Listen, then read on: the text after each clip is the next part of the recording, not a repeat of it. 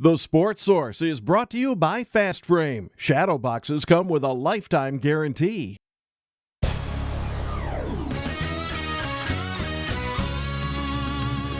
You are watching East Tennessee's first and only year-round sports talk show on television.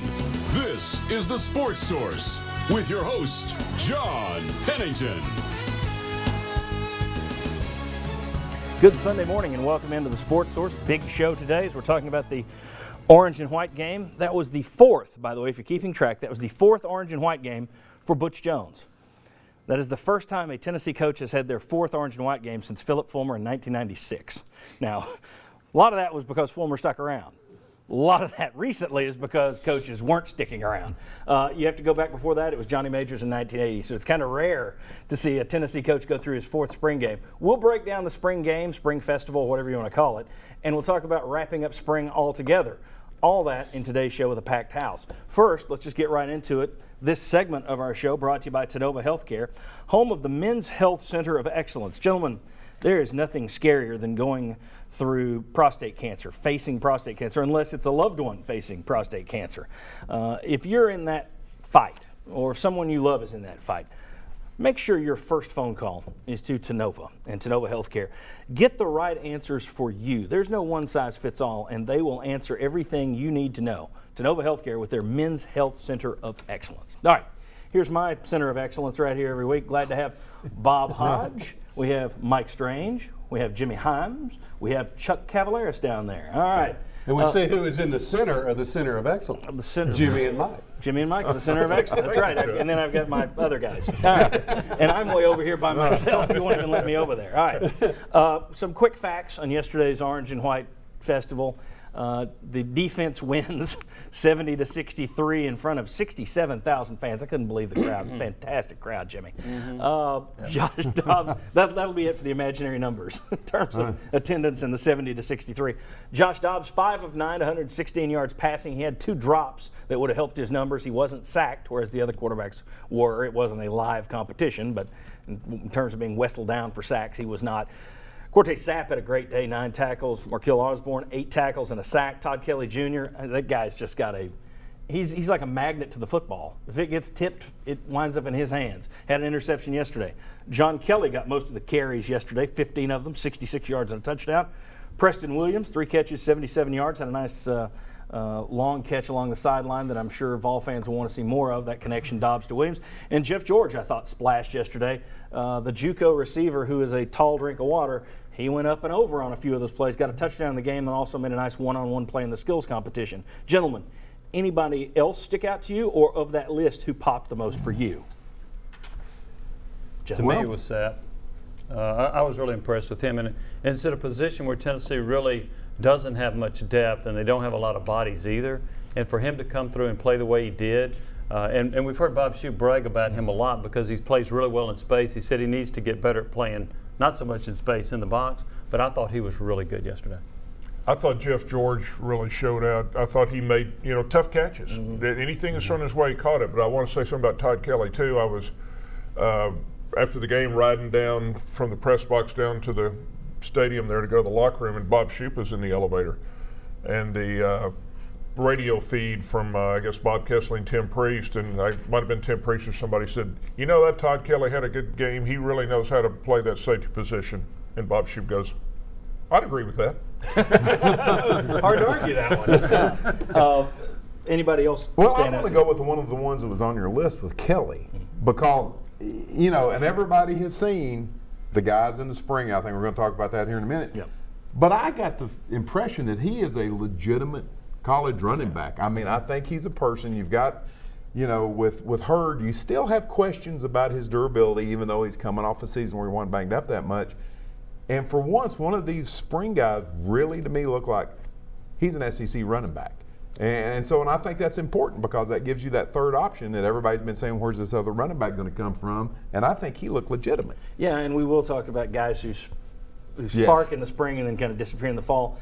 His numbers are probably going to fall away in the fall because you're going to give the carries to Hurd and Kamara, but still, This is a guy, instead of just saying he's out there filling time in the spring, he's next man up. When those guys go, he's on the conveyor belt to get some real carries. Chuck, who stood out? I kind of like Marquil Osborne. I mean, and found out about the whole GPS monitoring things and the miles per hour that you got, your 4 fastest players.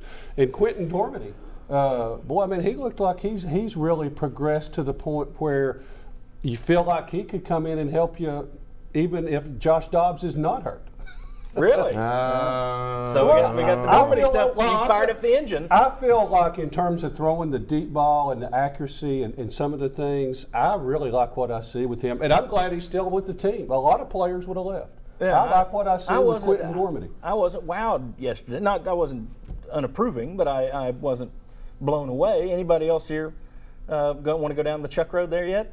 No, and I think if you go down the Chuck Road, it's a dead end. So we've got the yin and the yang. Well, I mean, I think you just feel much better about that situation. Okay. I think if you have Dobbs get hurt, you do feel better about the situation. But I think if you're into game 3 or 4 and all of a sudden you're sitting there saying we need to pull Dobbs, I think you've gone off the rails at some point. Somebody asked me that on a radio show recently is, if Dobbs is struggling, should you pull him and go to Dormady?